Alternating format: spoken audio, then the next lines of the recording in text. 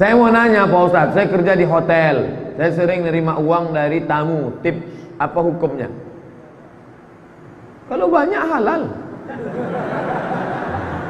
Soalnya hotel tidak syariah Pak Ustadz. Dia ngasih kamu kenapa? Boleh jadi karena dia kasihan, teringat dia anaknya, teringat dia adiknya. Bisa jadi karena ditengoknya di situ bersih, senang dia. Jadi banyak motifnya. Kalau tidak ada dosa di dalamnya, ya tak apa-apa, hadiah. Somad, minjam duit masjid, tidak, tak bisa. Ustadz nyindir pengurus masjid ya, saya ketua masjid. Saya ketua masjid. Datang orang mau minjam, tak bisa, saya bilang, ini uang umat. Kalau mau uang saya, kalau gitu uang ustaz lah pinjam, senang tak ada pula.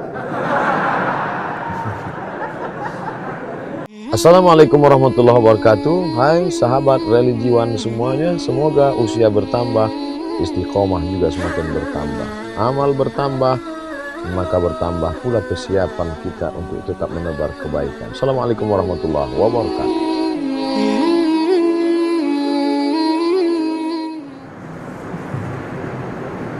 Saya mau bertanya, bagaimana cara menghadapi komentar orang sahabat kita sendiri tentang hijrah kita? Karena mereka berkomentar buruk, bahkan tak mendukung hijrah kita. Anjing menggonggong kapilah berlari.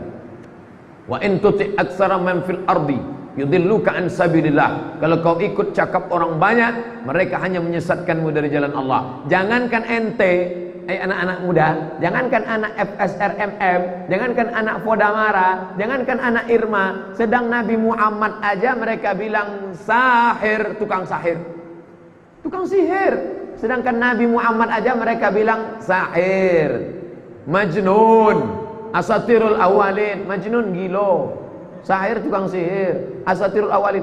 Tidak ada yang lepas dari komen bapak-bapak. Maka jangan pikirkan komen orang, benar laksanakan. Dulu sebelum ente sholat, orang cuek aja. Kau mabuk orang cuek, tapi begitu kau sholat, udah ke masjid sekarang ya, hati-hati loh, si Andu kemarin ke masjid mati. Mulai dia berkata, mulai dia ngejek. Apakah masih ada hadis yang belum dibukukan, tapi hanya dalam bentuk proses musalsal dari musnid ke musnid lainnya? Hadis-hadis itu dibukukan pada pertama penulisan, ditulis sejak zaman Nabi, lalu kemudian dibukukan oleh para ulama. Apa beda penulisan sama pembukuan? Penulisan ditulis tapi tidak pakai bab, acak saja, tulis seperti yang dilakukan oleh Amr bin As, Abdullah bin Amr bin As. Lalu kemudian setelah itu barulah dibukukan. Kitab hadis yang paling tua yang ada sekarang kitab Muwatta, ditulis oleh Imam Malik bin Anas. Lalu kemudian berlanjutlah kepada Bukhari belakangan. Bukhari, Musannaf Ibnu Abi Syaibah dulu. Lalu Bukhari tahun 2056, Muslim 256 Bukhari, Muslim tahun 261. Ahmad bin Hanbal di atas, Imam Syafi'i di atasnya lagi. Ahmad bin Hanbal 241, Imam Syafi'i 204, Imam Malik 179. Ada tak hadis dari syekh ke syekh yang tak ada dalam buku? Ada di buku. Hanya saja orang tetap menjaga musalsalat bil musafahah, musalsalat bil awaliyah, musalsalat bil zikir. Di buku ada. Hanya saja dia mengambil dari syekh untuk apa? Lit tabarruk, ngambil barokah. Saya pun saya ambil, ada di buku. Kalau mau di buku ada, ar-rahimuna yarhamuhumur rahman yarhamuhum fil ardi yarhamkum man fis sama. Tapi kemarin waktu ke Indragiri Hilir berjumpa dengan Syekh Syekh Muhammad Idrus Hashim. Saya pegang tangannya, Syekh Ajiz nih minta saya ijazah musalsal. Kasihnya. Ajaztukum marwiyati wa musalsalati. Ku ijazahkan kepada engkau hadis musalsalat. Musalsalat artinya bersilsilah, silsilah yang kuterima dari Syekh Muhammad Yasin Al-Fadani. Syekh Idrus mengambil dari Syekh Muhammad Yasin Al-Fadani, Makkah Al-Mukarramah, bersilsilah sampai ke Nabi SAW. Itu lit tabarruk, untuk ngalap barokah. Kalau ada adik-adik mengambil dari kitab Sahih Bukhari, boleh. Apa namanya? Wijadah. Cara mengambil hadis itu ada 8. Yang paling tinggi sama, mendengar langsung. Yang kedua qiraah, guru dia membaca, guru mengangguk. Tapi yang paling ada namanya wijadah, kita dapat di buku. Tapi jangan baca sendiri, bacakan ke guru. Ini tentang masalah hadis yang musalsal tapi juga ditulis dalam kitab. Saya mau nanya Pak Ustadz, saya kerja di hotel, saya sering nerima uang dari tamu, tip, apa hukumnya? Kalau banyak halal. Soalnya hotel tidak syariah Pak Ustadz. Dia ngasih kamu kenapa? Boleh jadi karena dia kasihan, teringat dia anaknya, teringat dia adiknya. Bisa jadi karena ditengoknya di situ bersih, senang dia. Jadi banyak motifnya. Kalau tidak ada dosa di dalamnya, ya tak apa-apa, hadiah. Tapi kalau ada unsur maksiat, saya dikasihnya tadi Pak Ustadz 100.000. Kenapa? Minta belikan kamput dia 3 botol. Oh, ini dosa. Harap. Tak ada unsur apapun. Bekerja engkau dengan sesuai kerja, kau bersihkan, ini tiba-tiba pas keluar dikasihnya. Kau bawakan tasnya, dikasihnya. Nih, terima kasih ya, Dik. Halal, tak jadi masalah. Bagaimana dia kalau non muslim? Ya halal. Pembagian non muslim halal. Mana dalilnya? Jirjis, Mukaukis, raja Mesir, Kristen Ortodok Koptik, dikasihnya Nabi madu asal Banha, diminum Nabi, habis. Dikasihnya kain, diterima Nabi. Dikasihnya biral, keledai. Bilal lebih besar dari keledai, lebih kecil dari kuda, kendaraan, dipakai Nabi. Boleh. Apa hukumnya kita memakai dana bantuan kemanusiaan dengan waktu sebentar? Sebentarnya ini tak tahan. Karena kita lagi mepet betul, sangat membutuhkan uang itu. Kita mengembalikannya dalam waktu yang tak lama, tak bisa. Kenapa? Karena ini milik kemanusiaan. Kalau sempat dana-dana dinas sosial dipakai, Dinas Sosial Pemprov Provinsi Riau itu milik 6,5 juta penduduk Riau. Sebentar aja Pak Ustadz. Siapa bilang sebentar? Nyawa lebih sebentar lagi.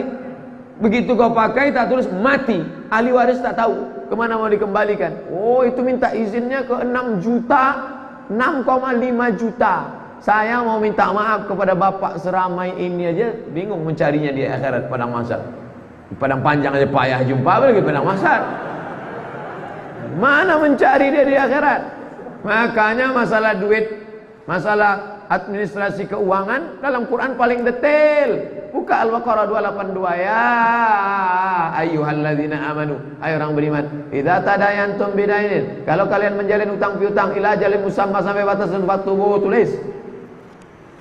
Payah kita mencarinya. Jangan coba pakai duit umat. Kalau mau perlu betul, ada datang minta. Ustadz Somad minjam duit masjid, tidak, tak bisa. Ustadz nyindir pengurus masjid ya, saya ketua masjid.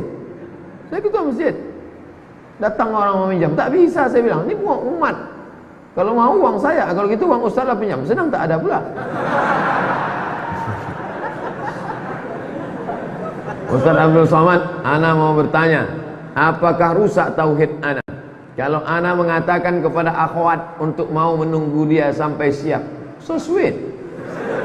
Soalnya sebelumnya ana mencoba mengajak seorang akhwat berta'aruf. Namun setelah akhwat tersebut menanyakan kepada orang tuanya tak memberikan restu dengan alasan akhwat tersebut baru selesai wisuda. Ada bagusnya kalau dia bekerja dulu. Apakah artinya di sini ana menjadikan atau menduakan Allah? Sebabnya saya berkeinginan cuma akhwat tersebut yang saya harapkan karena agamanya bagus dan acara. Ini kan banyak ceritanya nih. Nunggu tamat kuliah dulu, udah tamat nunggu wisuda dulu, udah wisuda kerja dulu. Yang cepat kan ada. Kalau bisa cepat kenapa lambat? Kenapa kau tunggu-tunggu dia? Takutnya nanti begitu dia kerja mati. Stres. Bagus cari yang cepat. Yang cepat aja dulu, yang cepat itu dulu. Nanti kalau dia mau nunggu, dia yang kedua. Dapat dulu-duanya. Mengapa sahabat mengumpul? Ustadz ini ngomong jangan sembarangan. Saya bukan sembarangan. Sekarang berapa banyak perempuan yang solihah tidak diselamatkan oleh laki-laki, akhirnya menikah sama Fir'aun, menikah sama pecandu narkoba. Berapa banyak perempuan, Pak Ustadz, saya pengajian suami saya selingkuh, tak terhitung berapa banyak. Sampai error HP saya sudah 2 hari tak aktif. Masuk WhatsApp 11.000 sekali masuk. Tak siapa membocorkan nomor saya sampai hati dia. Itulah, berapa banyak orang. Nah, itulah. Jadi antum bisa menyelamatkan 2 yang solihah ini, itu jihad luar biasa itu. Allahu Akbar. Tengok kuat takbir. Mengapa sahabat mengumpulkan Al-Quran dari pelepah korma dan tulang, sementara para sahabat tersebut hafal Quran? Sahabat itu hafal Quran, tapi Nabi menyusun tim penulis wahyu sebanyak 40 orang. Maka dikombinasikan antara hafalan dengan tulisan. Kumpulkan yang ada di pelepah korma, komparasi. Itulah sekarang metode ilmiah namanya studi komparatif, studi banding. Sekolah ini mau nengok kualitas, datang studi banding ke Al-Azhar Sipabudi, mau melihat bagaimana kualitasnya. Maka begitu juga hafalan, sahabat tuh hafal Quran. 70 tentara penghafal Quran meninggal mati syahid waktu memerangi Nabi palsu Musailamah Al-Kadzab. Tapi dikumpulkan lagi yang ada tulisan pelepah korma, dicek lagi, dikomparasi lagi. Baru bukan mereka meragukan hafalan mereka. Jangan silap dengan hafalan mereka. Apa hukum rokok bagi yang kecanduan dengan rokok? Rokok ini haram. Mufti Mesir Syekh Ali Jum'ah haram. Mufti Mesir Syekh Nasir Farid Wasil haram. Mufti Saudi Arabia Syekh Abdul Aziz Ibnu Baz haram. Mufti Indonesia tak ada mufti. Indonesia Muhammadiyah, Majelis Tarjih Muhammadiyah haram. Majelis Ulama Indonesia haram bagi ibu hamil, ibu menyusui, anak-anak, orang sakit haram. Bagi orang yang biasa makruh. Itu saya membacakan fatwanya aja. Ustaz merokok, saya tak merokok. Kapan waktu qadha bagi sholat subuh? Selesai sholat subuh itu qadha. Tapi kalau di masjid nanti orang menimbulkan fitnah, balik ke rumah, tunggu setelah syuruk, sholat sunat. Atau di masjid berzikir setelah sholat sunat isyraq. Hebat kawan tuh ya, banyak sholat sunat duhanya, rupanya qadha.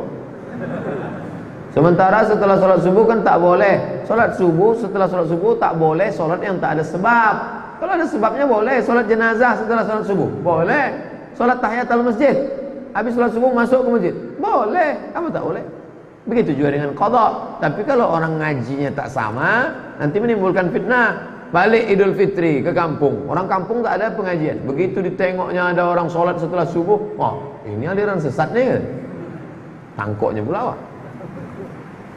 Saya mau tanya Ustaz, kalau kita pergi keluar kota, di jalan terdengar azan, masuk waktu sholat, pas kita berwudu ternyata air dari masjid itu bau, dan kita berkumur seperti ada rasa karat atau minyak. Gimana tuh Ustaz?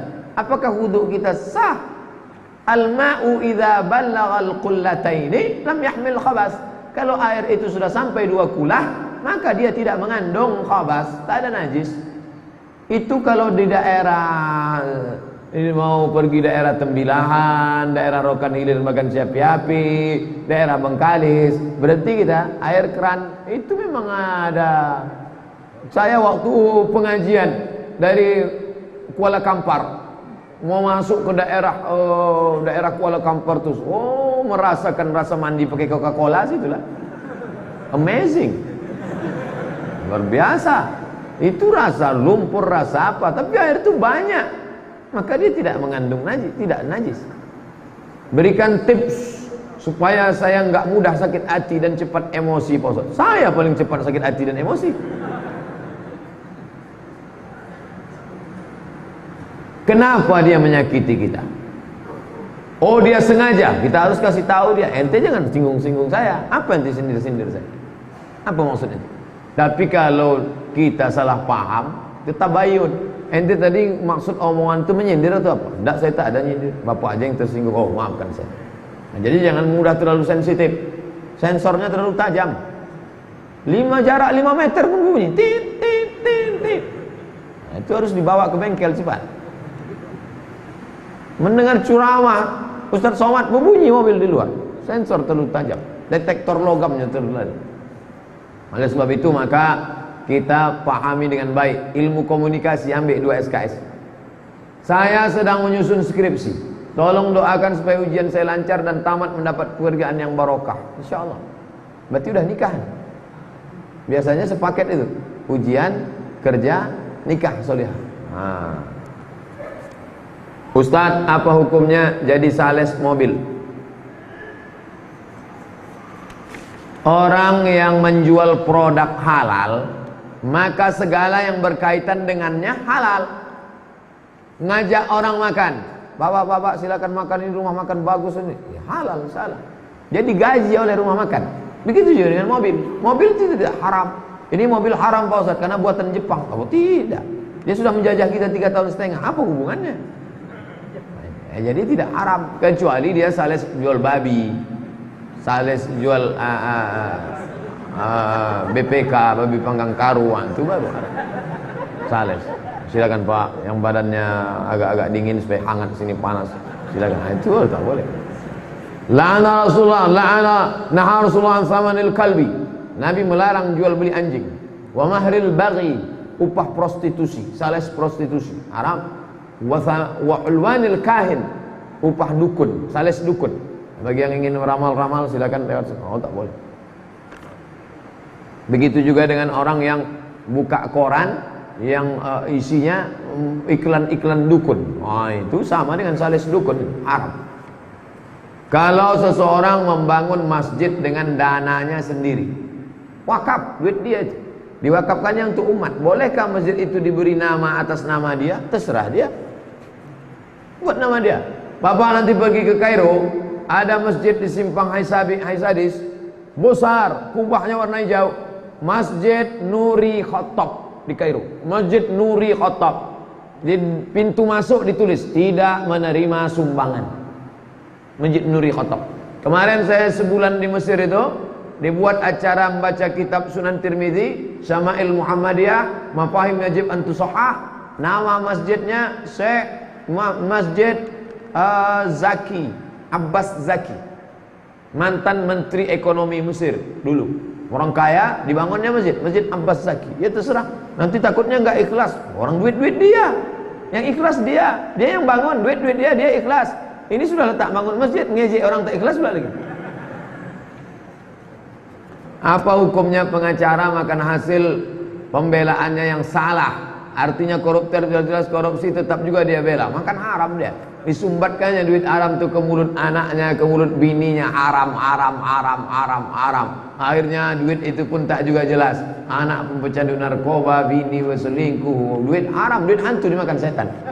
Pokoknya kita hidup nih lurus-lurus saja lah. Bukan lama hidup nih. Saya tak terasa nanti bulan Ramadan pas 10 tahun. Ramadan 2008 saya pulang dari Maroko, 2018 Ramadan pas 10 tahun. 40, 50, 60 mati. Kok sampai pula? Bukan lama hidup nih. Dia ambil haram. Bukan lama menikmati hidup ini. La ilaha illallah. Berapa banyak orang mengumpulkan duit haram, dia pun tak sempat menikmatinya. Akhirnya siapa ngambil? Bininya. Nikah bini sama berondong. Habis. Apa yang dikejar hidup ini? Saya mau bertanya, apabila kita lihat teman kita sedang bermaksiat, nonton video porno, posisinya tidak menonton, iman lagi kuat, mau menasehati tapi tak enak, karena saya belum tentu benar. Dia aja tak yakin dia benar. Gimana antum tak yakin antum benar? Saya benar, saya hamba Allah, Allah menolong saya. Kamu harus begitu. Kalau antum sendiri tak yakin antum benar, patutlah antum tak yakin, karena saya belum tentu benar dalam ibadah, dan terkadang saya terjerumus hal yang sama. Lebih baik saya nasihati atau saya biarkan? Antum nasihati diri, antum nasihati orang, antum nasihati, antum ajak buat baik. Kuntum khaira ummah, kalian umat terbaik. Syaratnya apa? Ta'muruna bil ma'ruf wa tanhauna 'anil munkar. Ikutlah komunitas sahabat hijrah, komunitas udah putusin aja, komunitas kemarin waktu di acara di Medan, konferensi pers ramai anak-anak muda. Berikut ini kita komunitas apa nih? Komunitas hijrah. Ini komunitas apa? Komunitas usahawan muslim. Ini apa? Komunitas entrepreneur muslim. Ini apa? Komunitas jomblo syariah. Ada. Ini mantap. Saya pernah dengar cerita tentang sahabat yang meminum darah Nabi SAW. Sedangkan dalam Al-Quran minum darah itu dilarang. Darah itu haram. Ini khususnya. Nama kitabnya Mafahim Yajib an Tusahhah. Ketika Nabi menyuruh sahabat membuang darah bekas bekam, hijamah. Ambil darah, pergi buang sana. Begitu dia ke belakang, bukan dibuang ya, diminum ya darah Nabi. Lalu dibilang, yang mana darah? Kau minum. Kata Nabi SAW, orang yang darahnya bercampur dengan darahku haram disentuh api neraka. Darah Nabi SAW, darah kawan antum jangan antum minum. Dracula. Bekas air minum Nabi, nama minum tempat minumnya Kirbah. Ketika Nabi meninggal, datang Asma, diambilnya tempat minum Nabi itu. Asal anaknya demam, diisinya air ke tempat air minum Nabi itu, bekas mulut Nabi itu, dituangnya, diminumkannya. Untuk apa? Mengambil barokah. Jadi sahabat mengambil barokah. Lalu kemudian Khalid bin Walid, mana peciku? Falan suah, mana peciku? Mana peciku? Kata Khalid. Khalid bin Walid, peci berserak-serak di pasar Madinah. Kenapa kau pusing? Bukan pecinya, ada rambut Nabi ku simpan, diselipkannya. Setiap aku pergi perang, ku pakai, tak pernah aku kalah. Jadi mereka mengambil barokah. Imam Ahmad bin Hanbal mengusap mimbar tempat Nabi. Baca nama kitabnya Mafahim Yajib an Tusahhah, tentang barokah, yang ditulis oleh Syekh Al-Habib Muhammad Ibnu Alawi Ibnu Abbas Al-Hasani Al-Maliki. Saya bertemu beliau tahun 2000. 1998 saya ke Kairo, 2000 kami pergi haji ke Makkah, naik kapal laut, datang ke majelis beliau di Rosaifah. Perusahaan tempat saya kerja mengamanahkan pada saya membeli perlengkapan kantor. Saat saya beli perlengkapan tersebut, saya bisa dapat menawar dari harga awal. Bolehkah saya mengambil keuntungan dari selisih harga awal dari harga yang saya tawar? Ketika menulis di nota, saya buat harga awal. Harga awal 2 juta. Ditawarnya 1,7. Ya, apakah yang 3 itu halal? Tidak. Kamu tetap pakai harga awal karena kau ditugaskan untuk membeli. Dalam hukum negara pun kau kena temuan. Beli kertas murah, padahal tetapkan gini, jadi temuan zaman sekarang. Maka kau bekerja saja, bahwa negara memberi bonus, perusahaan memberikan reward atas prestasi kerja, baik. Tapi kau bermain dalam masalah ini, ini permainan curang. Kecuali engkau menjadi penjual, engkau punya barang lalu kau jual, itu beda. Menjadi penjual, mengambil keuntungan dari barang yang dijual. Ini tidak, dia tidak menjual barang, dia hanya membeli. Harga pokok sudah ditetapkan, maka dia pakai harga pokoknya. Oh, kalau gitu saya tak dapat untung lah Pak Ustadz. Kau kan sudah digaji, kau sudah diberikan bonus oleh perusahaan. Ketika sholat yang tidak boleh ditutup wajah dan telapak tangan. Bagi muslimah, ketika sholat yang tak boleh ditutup wajah dan telapak tangan. Bagaimana hukumnya muslimah yang ketika sholat pakai cadar? Yang tak boleh tapak tangan ditutup itu dipakainya sarung. Itu yang tak boleh itu, sarung tangan. Itu tak boleh. Adapun menutup tangan dalam mukena, menutup tangan dalam, itu sama seperti umroh. Yang tak boleh itu pakainya sarung tangan. Begitu juga dengan wajah itu. Yang tak boleh itu, ada topi kalau mau naik ke tangkuban perahu kan ada tuh. Tuh dipakai pas mau sholat dipakainya tuh. Itu yang tak boleh. Adapun kain niqab menutup, maka menurut fatwa ulama Saudi Arabia yang mewajibkan cadar, Syekh Ibnu Utsaimin, Syekh Ibnu Baz, pendapat mereka boleh. Tapi saya pakai pendapat mazhab mayoritas mazhab Syafi'i, waktu sholat pun buka aja. Buka. Kan tak ada laki-laki menengok, kan sama perempuan situ. Kecuali ada pula mengintip bukan. Paling anak-anak ngintip. Atau bapak-bapak yang ulahnya udah macam anak-anak.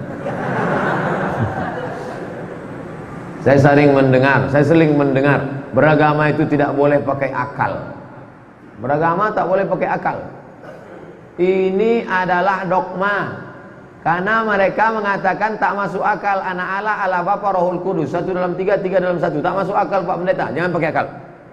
Pokoknya kau telan aja bulat-bulat. Jangan pakai akal. Dalam Islam, afala ta'qilun, afala tatafakkarun. Padahal begitu banyak ayat-ayat yang ditujukan orang berpikir. Ya, apalah ta'qilun, apalah tatafakkarun. Jadi bagaimana mendahulukan akal dalam agama? Dalam Islam akal dipakai. Akal dalam agama Islam hanya tidak bisa dalam beberapa perkara simpel kecil. Secara umum rasional. Ajaran Islam rasional. Ajaran wudu, ajaran sholat, ajaran bagaimana sholat membuat orang menjadi fresh, bagaimana wudhu itu orang kalau rumah orang kaya, restoran ada wastafel cuci muka, maka dalam sholat fresh. Tidak hanya cuci muka, kumur-kumur, gosok, bahkan zahir batin. Jadi rasional. Ajaran Islam itu sangat rasional. Maka kalau ada orang mengatakan kau kalau sudah mengaji kau usah pakai akal lagi. Oh, gimana?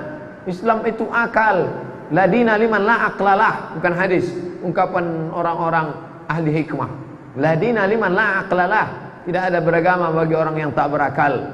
Tapi bukan hadis, ungkapan. Oleh sebab itu maka dalam Islam akal dipakai. Hanya ada beberapa perkara yang tak bisa pakai akal. Bukan banyak, bukan semua agama ini harus pakai akal. Akal ketemu dengan ayat, lahirlah tafsir. Akal ketemu dengan hadis, lahirlah syarah. Akal ketemu dengan ayat-ayat hukum, lahirlah fikih, halal, haram, makruh, mubah. Kalau tidak pakai akal gimana mengharamkan bir? Mana ada ayat Quran? Ya ayyuhalladzina amanu bir. Mana ada? Lalu bagaimana cara pengharaman bir? Dikiaskan ke khamar. Pakai apa? Akal, kias. Sesuatu yang sudah ada hukumnya khamar, sesuatu yang belum ada hukumnya bir. Pakai akal. Mengkiaskan sesuatu yang belum ada hukumnya kepada sesuatu yang sudah ada hukumnya dengan melihat titik persamaan di antara keduanya, maka hukum ini menghilangkan akal. Khamar, cairan anggur menghilangkan akal, maka semua yang mirip macam cairan anggur menghilangkan akal, haram. Pakai apa? Akal. Makanya Imam Mujtahid itu akalnya luar biasa. Imam Hanafi itu ahli ra'i akal, rasionalis, akal. Tapi bedanya Islam wahyu di atas, akal nomor 2. Kalau Mu'tazilah akal di atas, wahyu nomor 2. Ahlus Sunnah wal Jamaah dah, akal nomor 2, wahyu di atas. Kalau berbenturan wahyu dengan akal, campakkan akal pakai wahyu. Wallahu a'lam bishawab.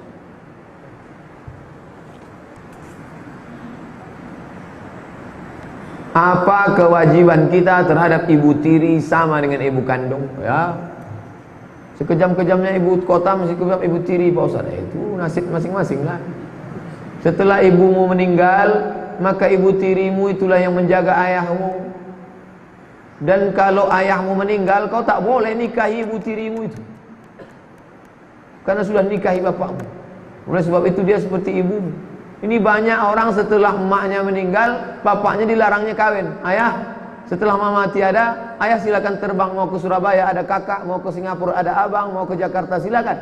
Apa kata bapaknya? Kalian kemana aku terbang saja kalian pikirkan, kemana aku hinggap kalian tak pikirkan.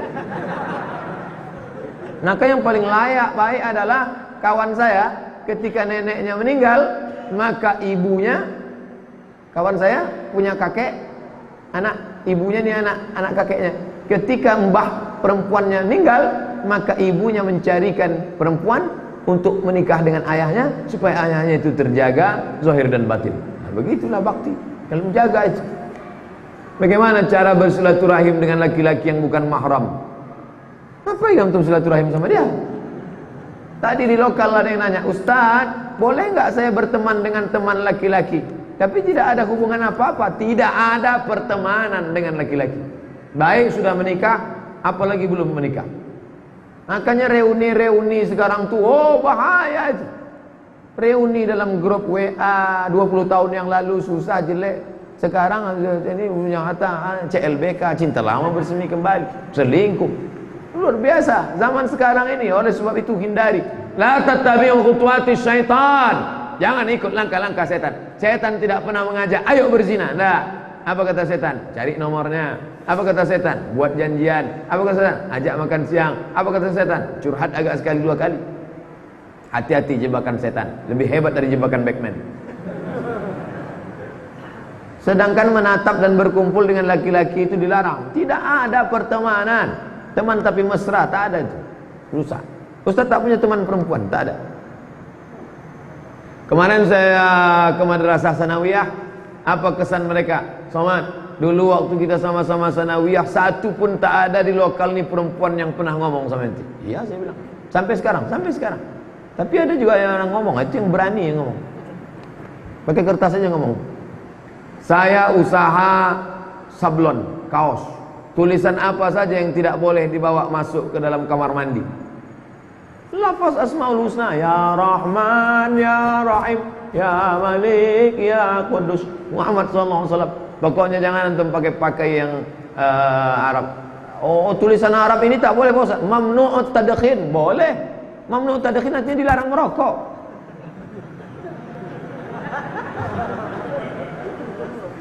Bukan semua yang tulisan Arab itu tak boleh masuk ke dalam.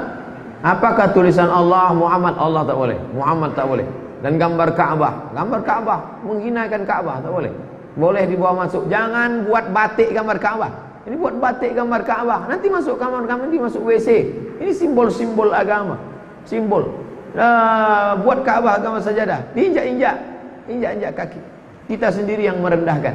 Oleh sebab itu, buatlah sesuatu yang bermanfaat. Kalau mau buat sablon macam solat berjamaah 27 kali lipat dari solat sendiri. Mau? Banyak. Di Jogja tuh banyak sekali orang-orang. Saya dikasih jaket Born to Ride, Ride to Jannah. Mantap itu. Gerakan subuh berjamaah. Itu. Solatlah sebelum Anda disolatkan. Tapi orang tak peduli. Sudah dekat mati, solatlah. Kata-katanya tajam. Dulu merokok dapat menyebabkan impotensi jantung. Orang tak peduli. Sekarang kata-katanya pedas. Merokok membunuh. Kabarnya nanti mau dirubah lagi. Matilah kau. Tajam kata-kata. Terima kasih segala perhatian. Mohon maaf segala kesilapan. Ala hadhihi niyah wa kulli niyatin salihah. Al-Fatihah. A'udzubillahi minasyaitonir rajim. Bismillahirrahmanirrahim. Alhamdulillahirabbil alamin. Ar-Rahmanir Rahim. Malik yaumiddin. Iyyaka na'budu wa iyyaka nasta'in. Ihdinas siratal mustaqim. Siratal ladzina an'amta 'alaihim ghairil maghdubi 'alaihim waladdallin. Amin. Allahumma 'allimna ma yanfa'una, ajarkan kami ilmu yang bermanfaat buat kami ya Allah. Wanfa'na bima 'allamtana, ilmu yang sudah kau ajarkan bagi kami bermanfaatlah untuk kehidupan kami ya Allah. Allahumma barik lana fi amwalina, berikan berkah pada harta yang kau titipkan pada kami. Wa azwajina wa auladina wa kulli ma ataitana, berikan berkah pada pasangan hidup, anak cucu, keturunan dan rezeki yang kau berikan pada kami ya Allah. Allahumma inna nas'alukal huda wat tuqa wal afafa wal ghina, kami memohon kepada Engkau hidayah, ketakwaan, takut kepada Engkau dan berkecukupan. Allahumma aghnina bihalalika an haramik, cukupkan kami dengan yang halal sehingga kami terpelihara dari yang haram.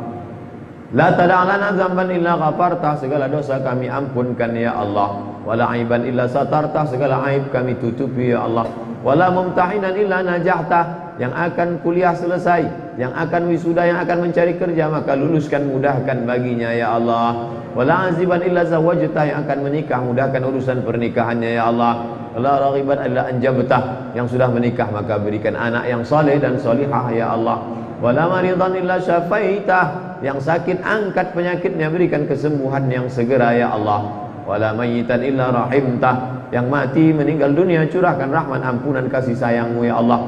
Allahumma anzilir rahmata wassalamata wal barakata ala hadhil jamaah, turunkan kerahmatan, keselamatan, keberkahan kepada seluruh jamaah yang hadir ini ya Allah. Rabbana atina fid dunya hasanah wa fil akhirati hasanah wa qina adzabannar. Wa sallallahu ala sayyidina wa maulana Muhammad wa ala alihi wa sahbihi wa sallam walhamdulillahi rabbil alamin.